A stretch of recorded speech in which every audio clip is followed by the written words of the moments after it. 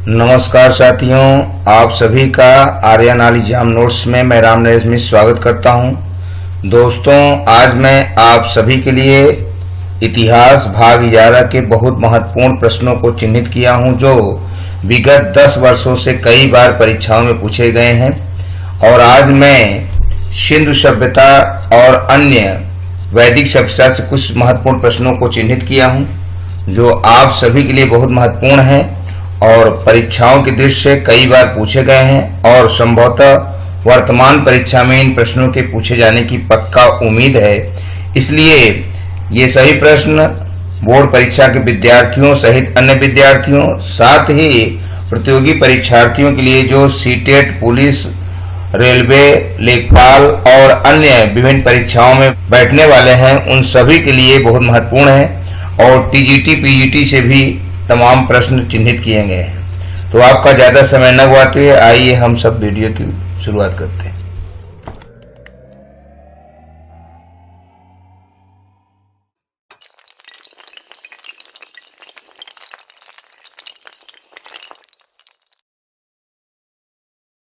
दोस्तों, इतिहास हमारे बीते हुए समय से वर्तमान को संवारने का नाम है और इसी कारण से हम सब इतिहास पढ़ते हैं और परीक्षाओं में भी इतिहास पूछे जाते हैं कि हम अपने वर्तमान भविष्य के लिए कितना सजग हैं। तो आज प्रश्नों की शुरुआत में प्रश्न एक है, अकबर के दरबार का एक विख्यात हिंदी कवि कौन था? तो यहाँ दिए गए ऑप्शनों को देखने के पश्चात सही ऑप्शन बी है, अब्दुर रहीम। अकबर के युग में हिंदी केवल हिंदुओं की धरोहर नहीं थी, अपितु इस पर मुसलमानों को भी सम्यक अधिकार था। उनकी रचनाएं आश्चर्यजनक हैं जो सुखद रूप से हिंदी की किसी भी सफलतम साहित्यिक रचना से समता कर सकती हैं। फारसी, अरबी, तुर्की, हिंदी, संस्कृत तथा राजस्थानी के समान मर्मज्ञ अब्दुर रहीम खानकाना सबसे प्रमुख थे। हिंदी काव्य का कोई इतिहास खाने खाना के सम्मान के उल्लेख के बिना अपूर्ण है। प्रश्न 2, वाक्यात ए बाबरी है?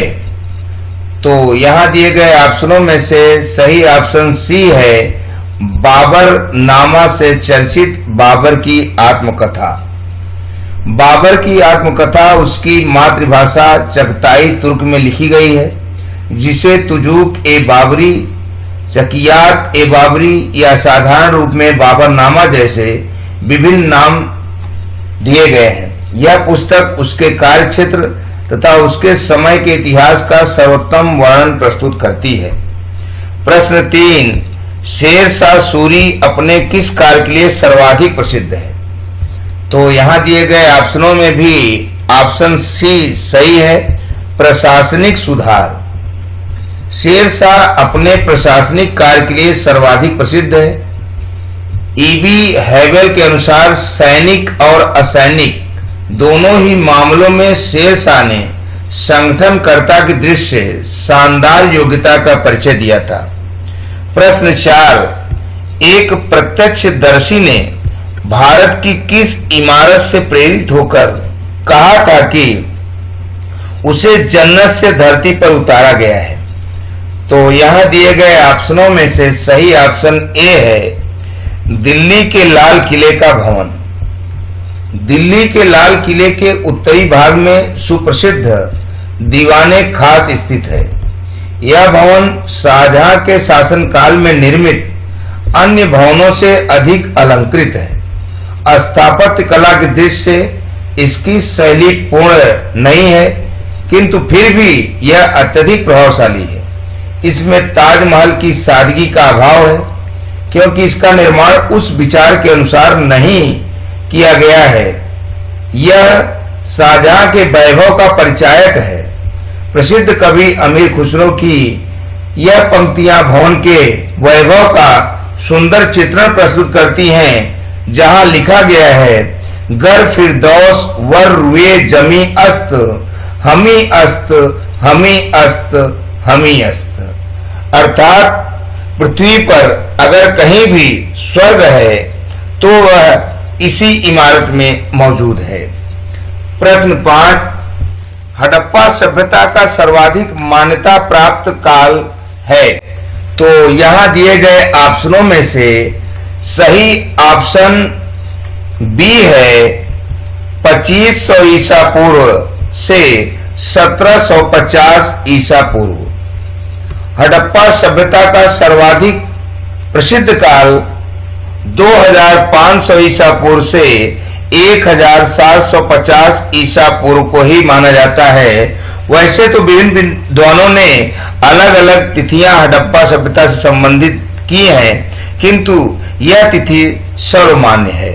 प्रश्न 6, सिंधु घाटी की सभ्यता किस सभ्यता के समकालीन नहीं थी। तो यहां दिए गए ऑप्शनों में से सही ऑप्शन डी है क्रीट की सभ्यता। सिंधु घाटी की सभ्यता मिस्र की सभ्यता, मेसोपोटामिया की सभ्यता और चीन की सभ्यता से मिलती जुलती है, जबकि यह सभ्यता क्रीट की सभ्यता के समकालीन नहीं मानी जाती है। प्रश्न 7, सिंधु घाटी स्थल कालीबंगा किस प्रदेश में है। तो यहां दिए गए ऑप्शनों में से सही ऑप्शन ए है राजस्थान में। सिंधु घाटी स्थल कालीबंगा, जिसे कालीबंगन भी कहते हैं, यह राजस्थान में स्थित है। प्रश्न 8, किस पदार्थ का उपयोग हड़प्पा काल की मुद्राओं के निर्माण में मुख्य रूप से किया गया था। तो यहां दिए गए ऑप्शनों में से सही ऑप्शन ए है टेराकोटा।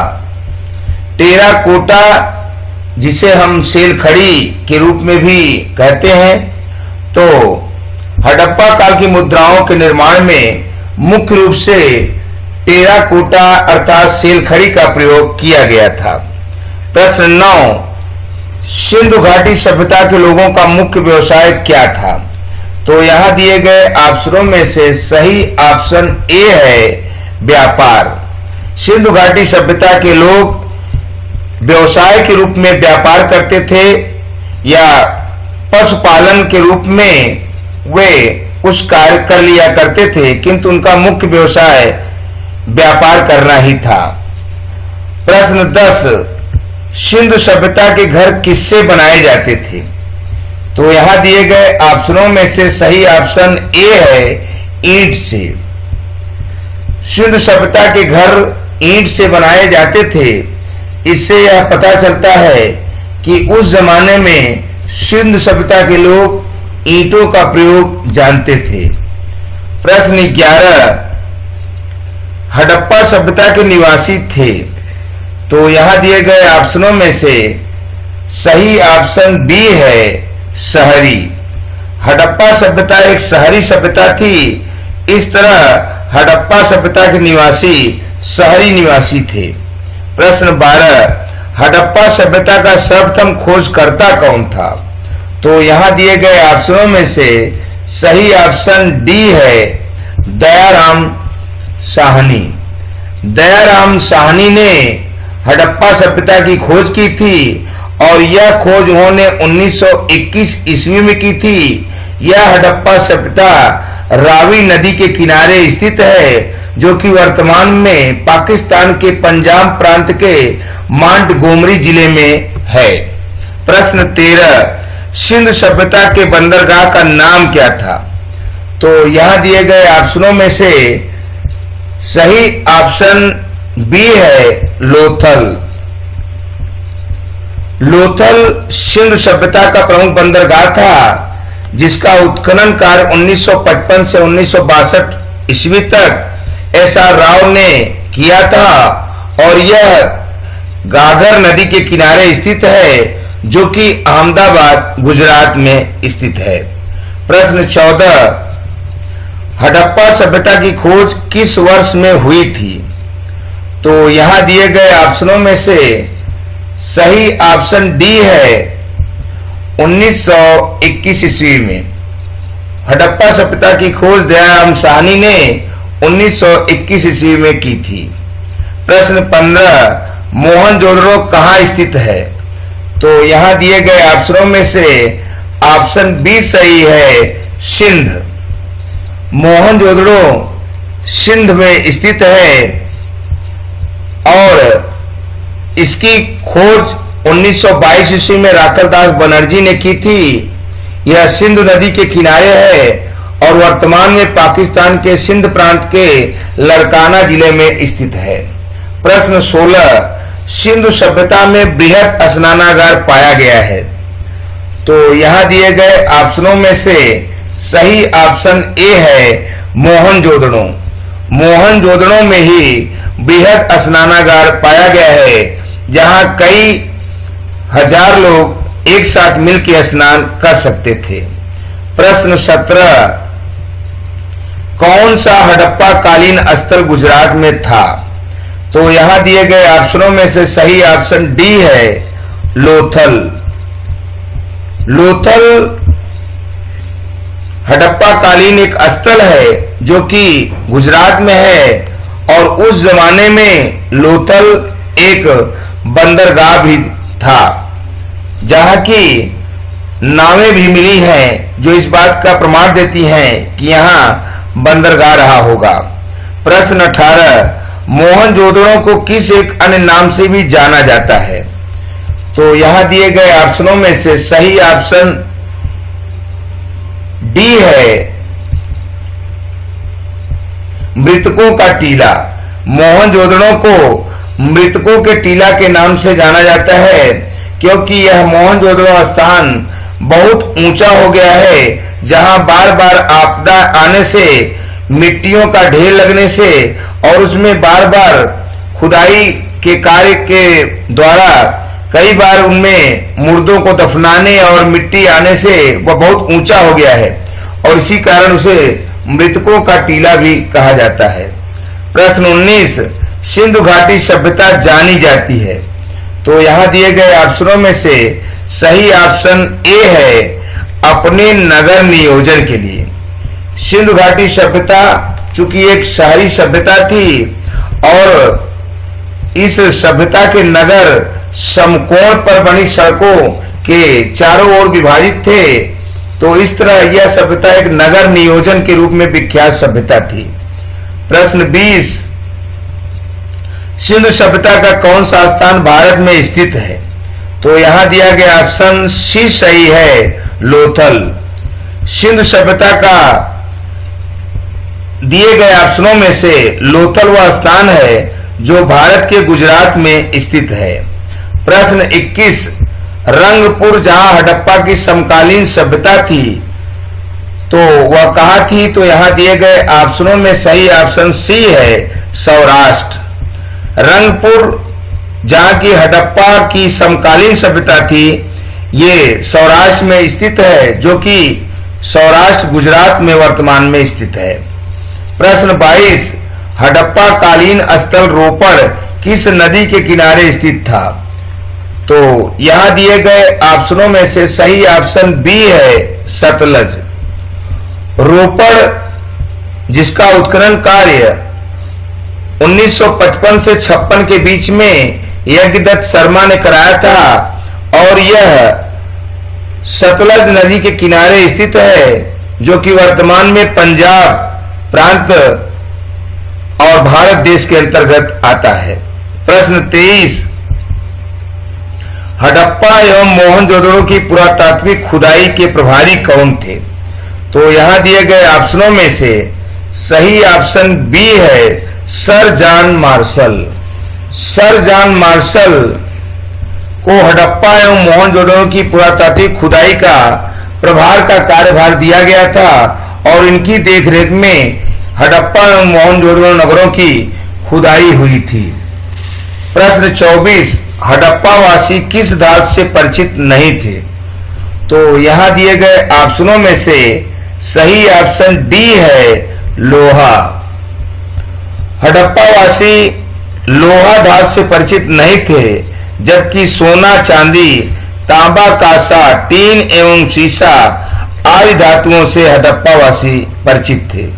प्रश्न 25, हड़प्पा के किस स्थल से नृत्य मुद्रा वाली स्त्री की कांस्य मूर्ति प्राप्त हुई है। तो यहां दिए गए ऑप्शनों में से सही ऑप्शन ए है मोहनजोदड़ो। मोहनजोदड़ो नामक स्थान से नृत्य मुद्रा वाली स्त्री की कांस्य मूर्ति प्राप्त हुई है। प्रश्न 26, आर्य शब्द का शाब्दिक अर्थ क्या है? तो यहां दिए गए ऑप्शनों में से सही ऑप्शन बी है श्रेष्ठ या कुलीन। आर्य शब्द का शाब्दिक अर्थ श्रेष्ठ या कुलीन है। आर्य एक श्रेष्ठ मानव थे जिनकी वर्तमान में सभी भारतीय वंशज हैं। प्रश्न 27, वैदिक गणित का महत्वपूर्ण अंग कौन सा है? तो यहां दिए गए ऑप्शनों में से सही ऑप्शन सी है शुल्ब सूत्र। वैदिक गणित का महत्वपूर्ण अंग शुल्ब सूत्र को वैदिक काल में माना जाता था और यह वैदिक गणित शुल्ब सूत्र में लिखित है। प्रश्न 28, सत्यमेव जयते किस उपनिषद से लिया गया है? तो यहां दिए गए ऑप्शनों में से सही ऑप्शन ए है मुंडक उपनिषद। मुंडक उपनिषद से सत्यमेव जयते को लिया गया है। भारत के राज चिन्हों में प्रयुक्त होने वाला यह शब्द सत्यमेव जयते है। प्रश्न 29, भारतीय संगीत का आदि ग्रंथ किसे कहा जाता है? तो यहां दिए गए ऑप्शनों में से सही ऑप्शन डी है सामवेद। सामवेद को भारतीय संस्कृत का आदि ग्रंथ कहा जाता है जिसमें गायन से संबंधित विभिन्न बातें बताई गई है। और इस वीडियो का अंतिम प्रश्न नंबर 30, कृष्ण भक्ति का प्रथम और प्रधान ग्रंथ कौन सा है? तो यहां दिए गए ऑप्शनों में से सही ऑप्शन बी है श्रीमद् भागवत गीता। श्रीमद् भागवत गीता में कृष्ण भक्ति से संबंधित बातें बताई गई हैं और इसी श्रीमद् भागवत गीता में अर्जुन और कृष्ण के संवाद भी वर्णित हैं जिसे पढ़ने मात्र से सांसारिक भवबंधन से छुटकारा मिलता है और वास्तविक कर्म योग का ज्ञान भी होता है। तो दोस्तों, आज मैं आप सभी के लिए 2 सवाल भी दिया हूं। इन सवालों के उत्तर हमें कमेंट बॉक्स में जरूर बताएं। प्रश्न 1 है हड़प्पा वासी किस धातु से परिचित नहीं थे? और प्रश्न 2, सिंधु घाटी स्थल कालीबंगा किस प्रदेश में है? इन दोनों प्रश्नों के उत्तर हमें कमेंट बॉक्स में जरूर बताएं और यदि प्रश्नों को बताने में असुविधा हो तो वीडियो को पूरा देखें और अच्छे से देखने के पश्चात इसके उत्तर दें। और यदि आप Aryan all exam notes channel पर नए हैं तो चैनल को सब्सक्राइब कर लें, बेल आइकन की घंटी दबा दें, अपने दोस्तों में शेयर करें, लाइक करें, जिससे हमारे द्वारा प्रसारित समय समय पर वीडियो आप सभी को प्राप्त होती रहे और आपके शुभचिंतक भी इससे लाभान्वित हों और नियमित रूप से आप इसे देखें जिससे आपकी तैयारियां होती रहें। हमारे द्वारा प्रसारित वीडियो नियमित रूप से रात 9 से 10 के बीच अपलोड कर दिया जाता है। कल मैं आप सभी के लिए नागरिक शास्त्र भाग 11 प्रस्तुत करूंगा। आप नियमित रूप से वीडियो को देखते रहें और ज्यादा लोगों तक इसे प्रसारित करें जिससे सभी लोग इससे लाभान्वित हों।